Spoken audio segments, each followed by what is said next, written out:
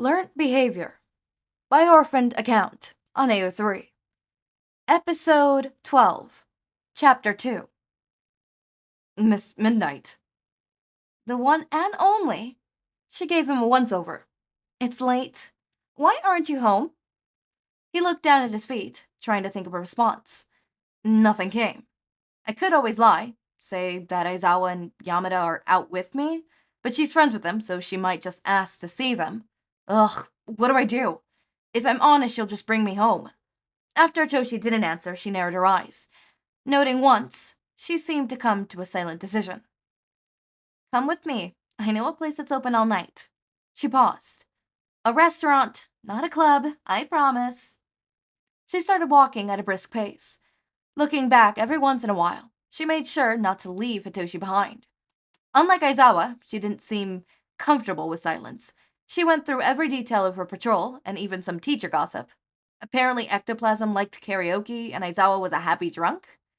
If they let me back in the house, that'll be a perfect blackmail material. When they got there, Hitoshi was surprised. He recognized where they were. It was the same place Aizawa normally took him after training.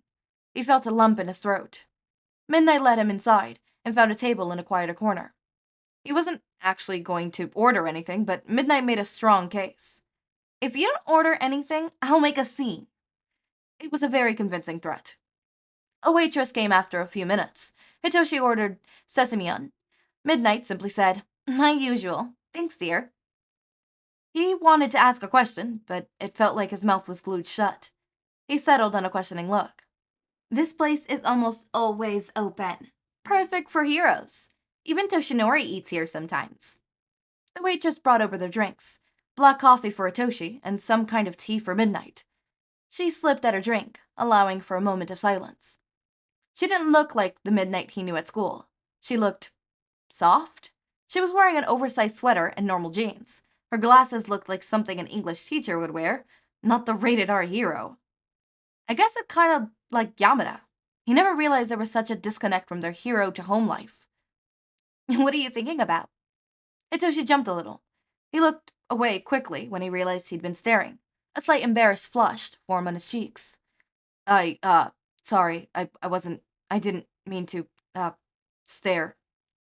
Wow, smooth. The essence of intelligence.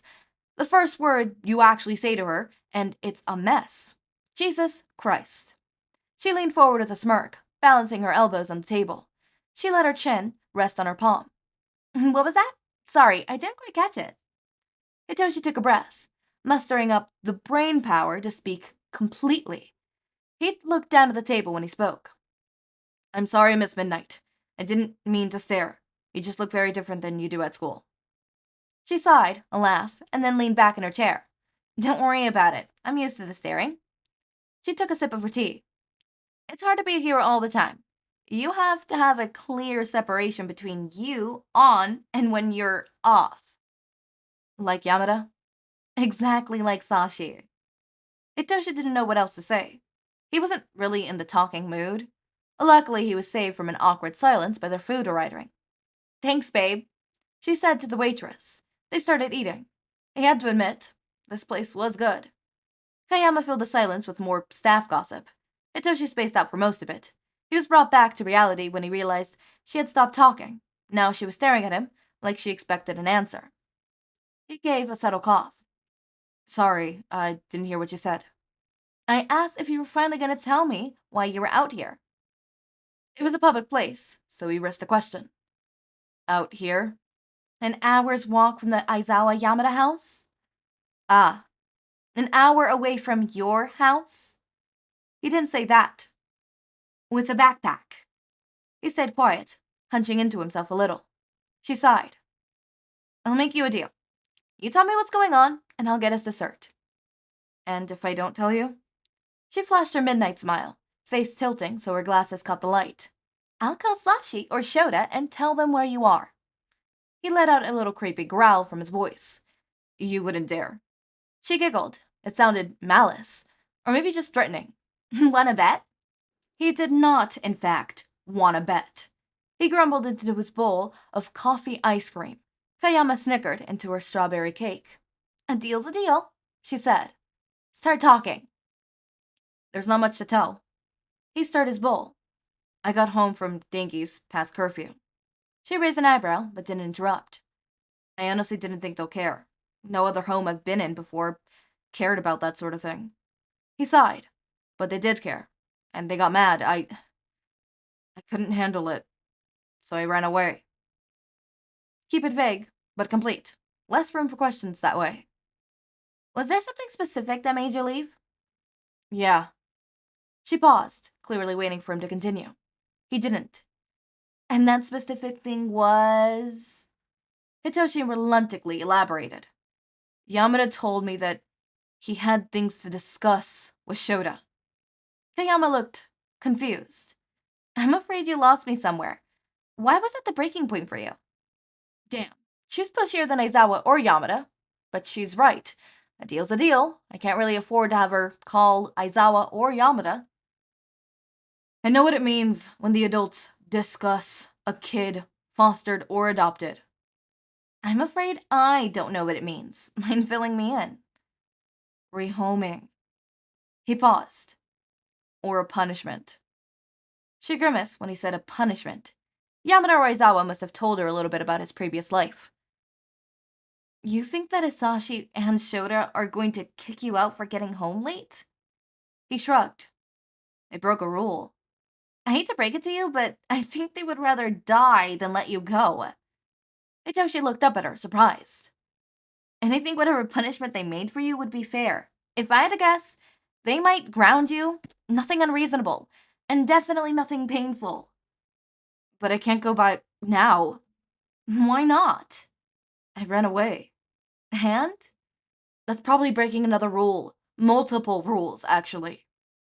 You could just sneak back in. His brain stuttered to a halt. What? You went out a window or something, right? Just go back through that. But I guess. I did it all the time when I was your age. I would sneak out when my parents went to bed and get drunk off my ass. Then I'd just sneak back in before they woke up. It's not very heroic to promote teenage rebellion. I'm off duty. Here's another piece of free advice. If you ever stay out too late and the sun is coming up, don't worry. Just stop by a cafe on the way back. Then when you get home, just say you went out early to get coffee. Works every time. Hitoshi stared at the wall in disbelief. He was getting advice on how to sneak out from the R-rated hero. Uh-oh, Shota's gonna kill me. I broke his son. She went back to her cake. The silence was broken by her phone ringing. Sighing at the caller ID, she picked up. Sashi, you don't normally call this late. What's up? Hitoshi froze. I love Nemuri giving advice like that. I have Nemuri for Fluffy Mine a lot, and I very much think she would be a certain type of parent. Like, for example, for curfews and stuff like that, she would rather her kid tell her that, hey, I'm gonna be back late because I completely forget curfew, whatever, than to try to sneak it back in. She'd be like, yeah, okay, I understand. As long as you tell me, I'll be fine, right? And as long as it's not some unusual time like 5 hours after curfew or 2 hours after curfew. But if it's like 10 an hour and there's a like, it could be 2 hours if it's reasonable. If like the kid is like, hey, traffic sucks ass right now, and I'm not, it's telling me that I'm not gonna come back till like 2 more hours. And that by then it'll be past my curfew, right? Way past my curfew. Like, I should have gone out earlier. Like, I'm sorry. Nemuri would definitely, like, be understanding of it, right? I think, like, she'd be a very understanding parent. She'll be very disciplined. Do not get me wrong. She'd be like, yo, I was a teenager, and I'm not letting you do that shit.